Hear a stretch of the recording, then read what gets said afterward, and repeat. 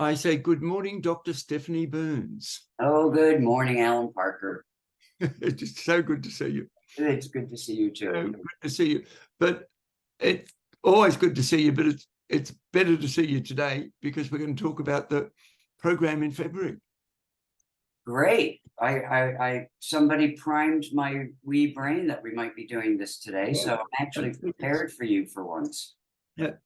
I'm always fascinated, Steph, by how I see you do stuff, and then all of a sudden you disappear, and then you come back with something new and different every time.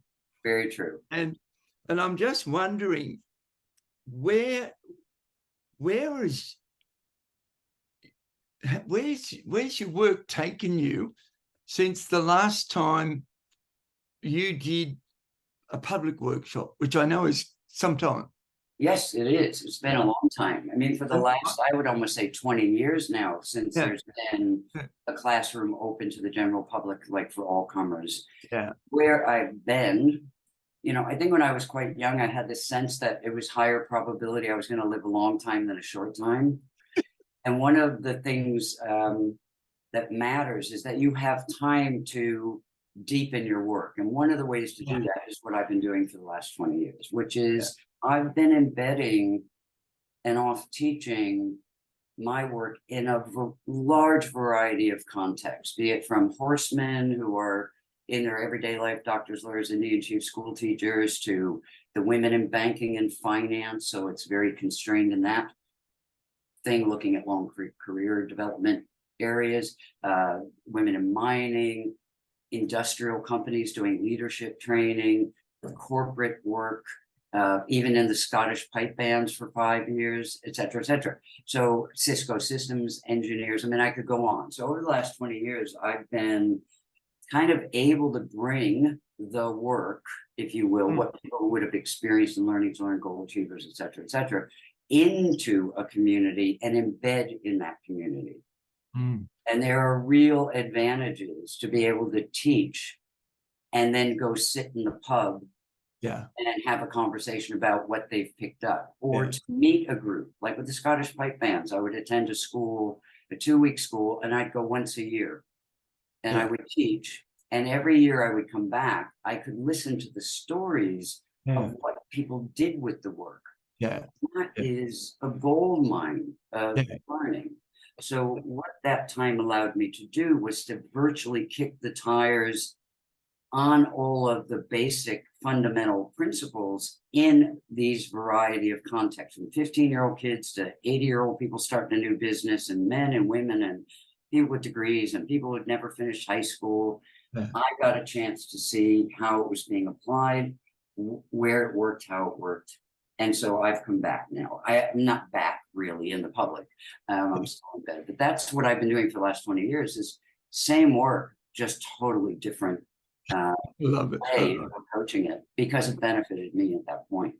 Steph, if I can make an acknowledgement of what you said, one of the things that always fascinates me about your work is that I love the work deeper, because every time I see you, it's deeper. But it always strikes me your work is so universal that it almost doesn't matter what the context or the setting is. That's very true. Particularly, you've mastered the art of finding a way of delivering things that fit all those different contexts. Well, I think because, I mean, in my work, I'm just simply looking at, I've got a fundamental body of knowledge about human behavior, both mind and body, as it gets applied to whatever people are doing, be it going back to school or learning to play a musical instrument or trying to write their first book, whatever. It's the groundwork. And I have often said that this work is what every human should be taught at some time, right? Because when you have that, then you have kind of the right set of strategies for your own application. It is you want, not what I want you to do, but what you want to be doing. And listen, it's just the nature of the influences on me when I was younger, watching adults coming back into learning environments and behaving in any way other than productive. That started this ball rolling. up Yeah. wanting to give adults those strategies, and on from there, it went. Yeah. So you're right, you're spot on. It is very much universals. Steph, how do you compare that work and the difference that you've made over the last 20 years and what does that bring to a public program? Can you talk about that?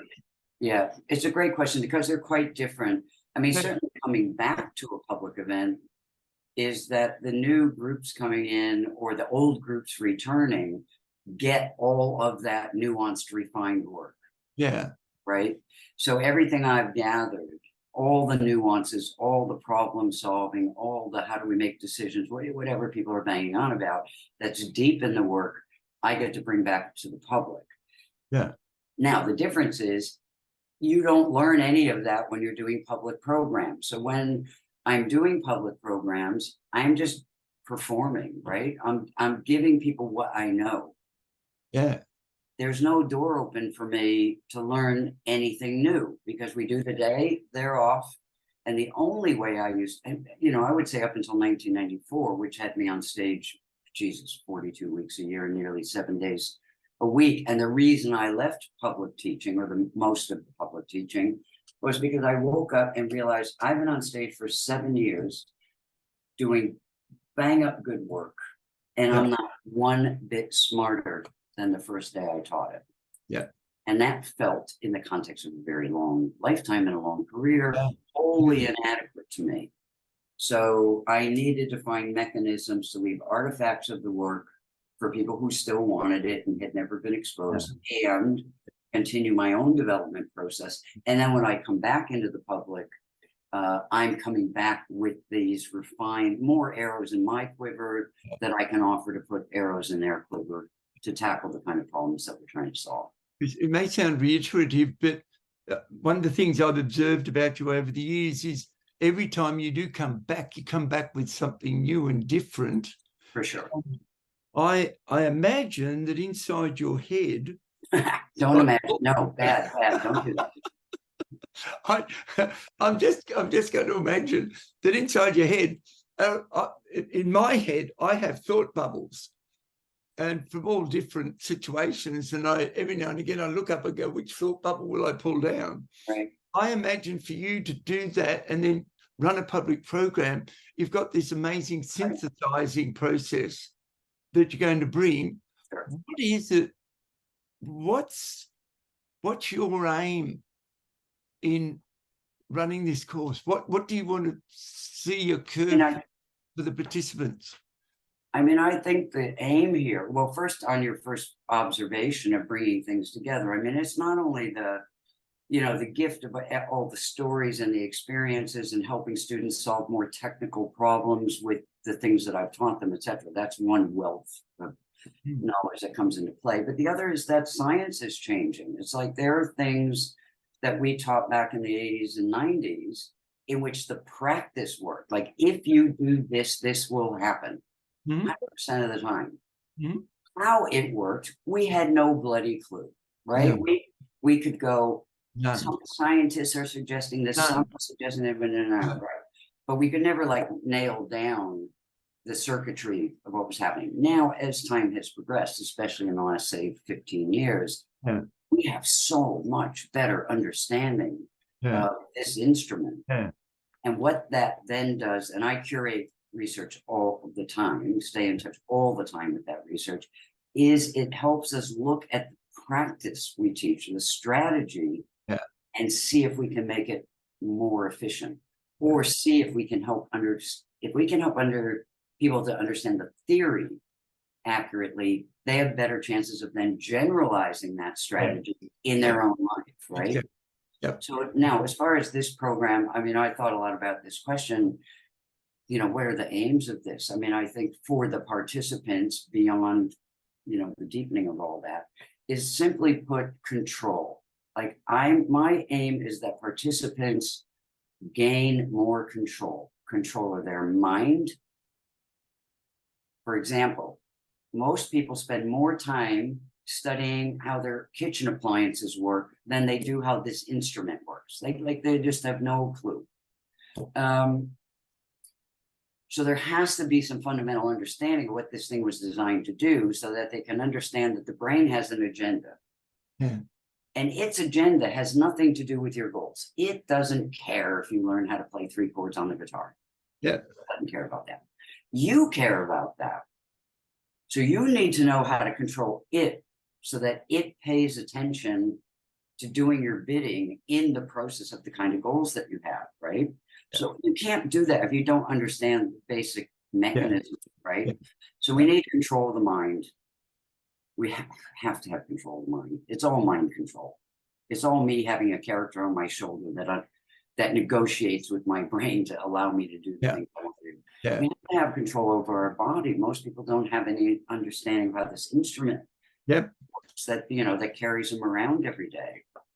If they're going to maintain kind of some sort of full mental and physical function over time, they have to understand what's going on here and how it easily gets maintained, so that you get, you know, that upward swing, doing more as you get older, and not the downward curve in your 50s and 60s till you're sitting in a bloody bed or, you know, on a walker for 20 or 30 years. That's kind of what I want to, you know, get some control over.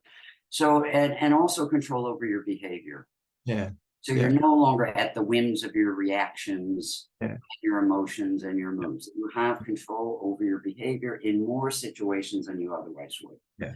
Yeah. So that, to me, control is everything in this. Now, if we're dealing with successful people on a goal path, normally we have lots of green lights, right? We get to a point, green light, green light, green light, green light. But every now and again, there's like a yellow flashing caution light. Life exerts itself. Like, it's not a straight line. Caution light. The sooner I can recognize the signals that there's a warning of something coming ahead, the less likely I'm going to run my career or my life into a bus. What a difference that would make if we just had that. Just that. Yes. Or let's say I run the bus into and have a crash. How do I recover without feeling like there's no hope and I can't do anything? So what strategies do we need when we've crashed and burned? And we all crash and burn. Yeah. The other kind of thing we get on these green light, green light, green light is we get detours. Yeah. A spouse gets sick. We do a knee. Yeah. We lose a job. Yeah. Business fails. Didn't go where we thought it was going to go. Those are detours. Yeah. Now, if you have a mindset that has a bunch of red lights that stop you, and that's where the age book came in, right? It was like, if your thing is, I'm just too old, or it hurts because I'm old, that's a red sign. Like, that says to your brain, yay, my human finally has an excuse to do nothing. So the mindset stuff. And don't those excuses just creep in where you don't expect them? Oh my God. And you know, part of this course is getting people to lift up all of these red stop signs that they have, but they're not paying attention. Yeah. And they're undermining their progress in the direction that they want to go. So we've got stop signs, got to clear all that out, have to have strategies to know how to persist forward, and then how do we deal with the life exerts itself events that oftentimes undermine people picking themselves up in 2 years later and starting again, or picking up where they left off. So this is a mind program and it's a strategy program. Steph, already we've got quite a few people in, and looking at the people who are in, we've got some really, really experienced people. Yeah, I get that. And we got some people who did nothing else but see you at the reunion and went, wow, I've got to have more of that. Yeah. Given, you know, from my perspective, every time I'm in a room watching you, it doesn't matter what you're talking about, I'm watching how you're going about it. And I learned the how. That's your nature. Yes. From the content.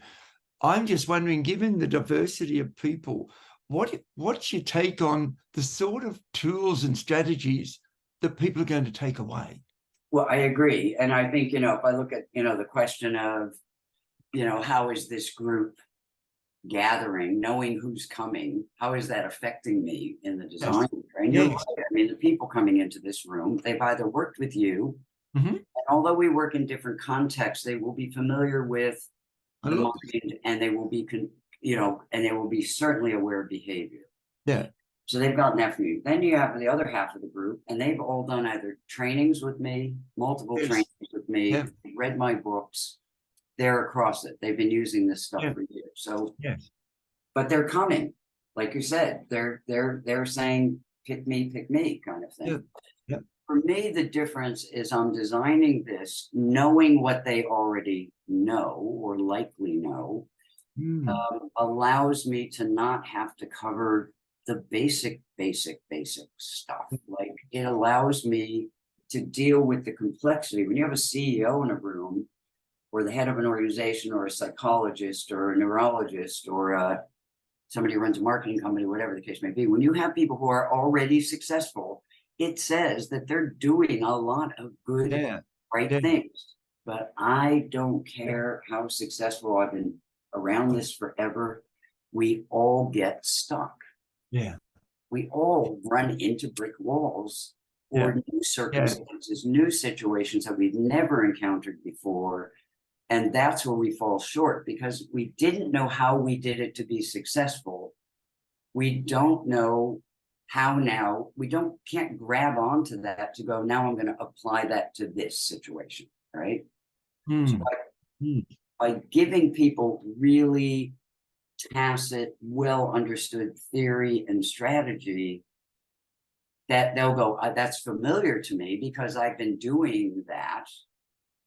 They now have control over it for the next, be it 10 years, 20 years, 30 years, 40 years in their life and career, when they start confronting these really challenging times. I use these strategies. Life is pretty good. It can go along for a while, and then all of a sudden I've got warning signs coming up, and I need to coach me to navigate that so I don't go so far off. So what this group will get is a recognition and a validation for what they're already doing and what they know. They'll be able to name it, label it, which means they have control over it in the future. So and there'll be a lot of surprising data, because again, science has changed. We know things now I can teach, I could not teach 20 years ago because it wasn't grounded yet. Yes. Now it's grounded. Yeah. Beautiful. Steph, I've now twice read your new book. Oh, have you? Good. It needs to be read twice. And it does need. It does. Once for fun, and once to see everything you missed in the study. Thank you for saying that. And me being me, I read everything twice at least. I had to go back to realize, what did I miss the first time? Of course, we all do that. I get so caught up in one of the points you give me, I then keep reading, but I'm still in that. That's right. I recognize the pattern. Fabulous. What you're describing sounds bigger, wider, more inclusive than the book. Can you talk about the link between workshop and the book? Yes. I mean, the book is a context thing. So there was a problem, and there's a big problem right now, and that is that people are living a really long time. Yeah. And no one has ever really gotten people's minds focused on how, because brains are very vulnerable, how vulnerable it's been to messaging about, oh, it's inevitable that I'm going to fall apart, right? Yeah. And this is so endemic in our society, in our culture. One, I needed to solve that problem. And then two, if on that evidence they go, yes, I'm likely got another 30 years to go, I'm going to need to be functionally, mentally, and physically fit enough to do what I want to do. Then at that point, they needed strategies. Now, a lot of the strategies are the same. It's just I put them in this context. Yeah. For this problem. Yeah. So the program is not only about the goals that you might select for your physical and mental, functioning over time. It is decontextualized for whatever are your specific goals into the long term. This is really a long-term goal achievement program. And it used to be long-term was like to the end of a career. Long-term now is to whatever is your sense of how long you're going to live, into your 80s, in your 90s. Now works. And as I've expanded that model, by the way, It used to be when you gave them up to the end of their career, say in their 60s, all their mind is about achieving everything now. Like everything I'm doing is up until now. When we go long term and they go, what in the hell am I going to do for the last 30 years? Now, because they've got at least an idea of that, their reflections on now is totally different. Because now what I'm doing is preparation. Part of it is preparation for then. And it has just blown people's minds at how much more efficient and effective and focused they become on their goals in their first adult lifetime. Because they're pretty clear they're going to have a second adult lifetime now. Yeah. So now, so like I said, it's decontextualized. It's about career and life over a far longer lifespan than I ever worked in the main. So, you know, and by the way, as far as the book's difference, again, it's in that context, but what I would say is so important here is that people do have and I don't, you know, it doesn't matter how well heeled and successful they are, they have aspirations for the future, right? They have things they want to achieve. Yeah. And that require them, be it learning new things, going back to school, physical things, whatever they want to do. I'm going to tell you that a lot of people show me their bucket list of what they want to do. They're not achievable because they're not fit enough. Absolutely. So if somebody goes, I'm really going to spend 10 years getting into yoga because I think, but they can't get up and down off the floor today, they're not getting there.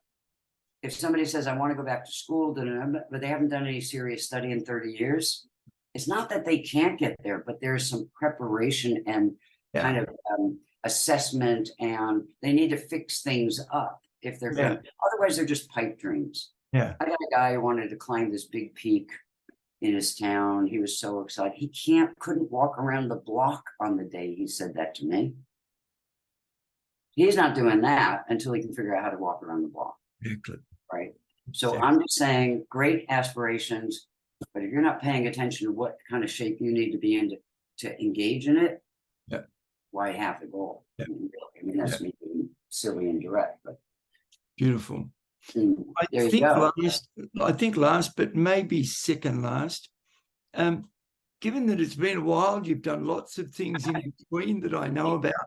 And also when I watched you present last time, I saw you deliver stuff about strategies that I'd seen before, but it was so much cleaner. It was so much more refined. Yeah. Then I got it at a different level. Yes. Well, what is it that you're doing for this event in terms of considering the incredible learnings that you've been experiencing and the people who are coming and the design of the program? Yeah. Can you talk a little bit about that? Well, again, as I said, we have quite a well-heeled group. They have been, most of them are aggressively learning new things. They're people who are highly curious. They're very functional. They're good leaders. There's not all of that going on. But again, all of us in life run into roadblocks. We need to know how to navigate. But I think as far as the deepening goes, we've got, and why my work keeps changing, so people think, by the way, yes, it's deepened tremendously. But what's really changing are the people in the room. Yeah. When you see me do something you saw me do 20 years ago, and you go, oh my God, Steph's so much clearer. And no, you are. Not me. Your mind's clear. You've been mucking around with it. You've been playing it. You've been reflecting on it. You've been using it. So you come to me with a mind that's already has a shape. Yeah. And beautiful. So when I present, and it's never the same thing I did 20 years ago, it's always been refined. Yeah. But it's not that it's better. It's just we're meeting each other. Yeah. Like, it's kind of cool that we live to be old enough to meet together periodically every 20 years to support each other in this way. So that's what people will get. I think it doesn't matter what they've seen in the past. They are different. Yep. They are different, and the work is deepened, but the fundamental building blocks that they might have seen in the beginning, no, they haven't changed. They don't change because they're solid, they're grounded, and they're functional. So, and we have a group almost the whole group will have had some sort of experience with me, and or they'll receive an email from me about here's how to prepare for the, for the 15th. We will do all of that with them before they walk in the room. So we've leveled the playing field, because your groups are a little bit different than what my group will know, et cetera, et cetera. Yeah.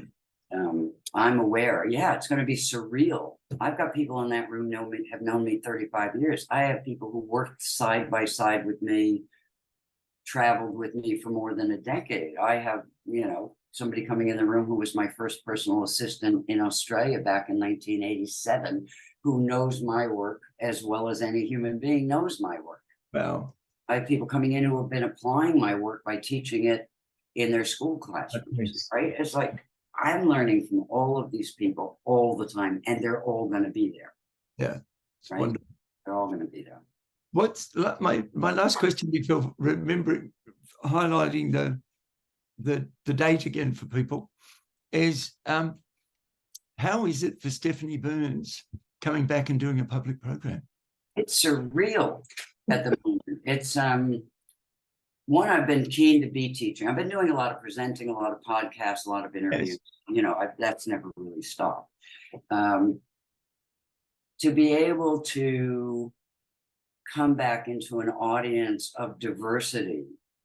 They're not all from one company. They're not all from one community, where I've got lots of different smattering of humanity sitting in front of me is a really, it's an intense thing to know that 100 brains in the room are going to take away 100 different things because it's unique to their own life. Yes. And I'm mindful of that. I'm very mindful always who's sitting in the room. It's not one size. I have no one size fits all. I don't have any cliches. I don't have any bullshit. I don't have anything prescriptive. I know I've got 100 people in 100 different situations coming into that room, and that I love it. I mean, I don't miss doing it 7 days a week, right? I'm not you. I don't want to do what you do, but I'm excited, and I'm hoping this one may lead to doing at least one more at some point. I mean, this is great for me. It's good for my mind. It's good for the rejigging of the material. It's good for the design.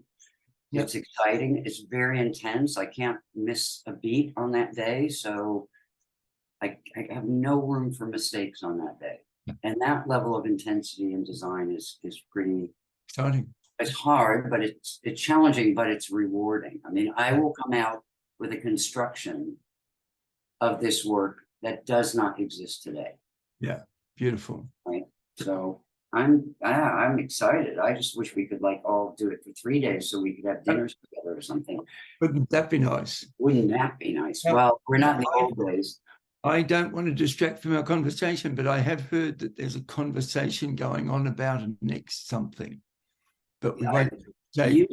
Yes, in your inimitable way, Allan, you did drop one sentence in over a 4-hour breakfast that I do have, but I notice I haven't asked you any questions about that yet. But we will.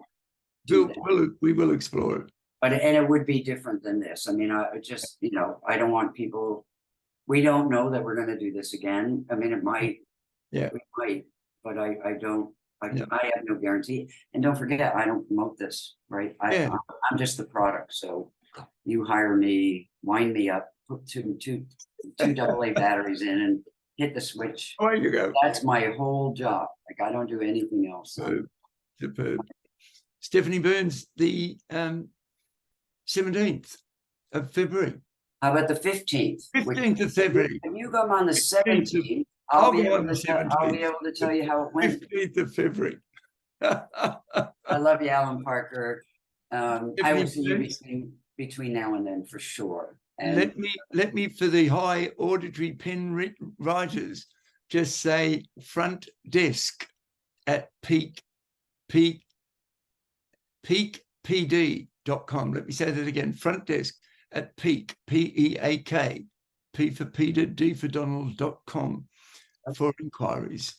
And Steph, I am thrilled at the thought.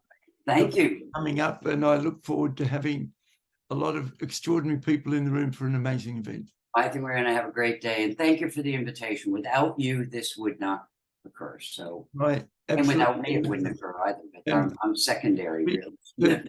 the two of us bring something fairly We decent. do. when We do. come.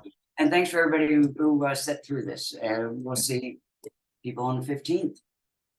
Thank you, Stephanie Burns. Thank you, ladies and gentlemen. We'll see you very soon.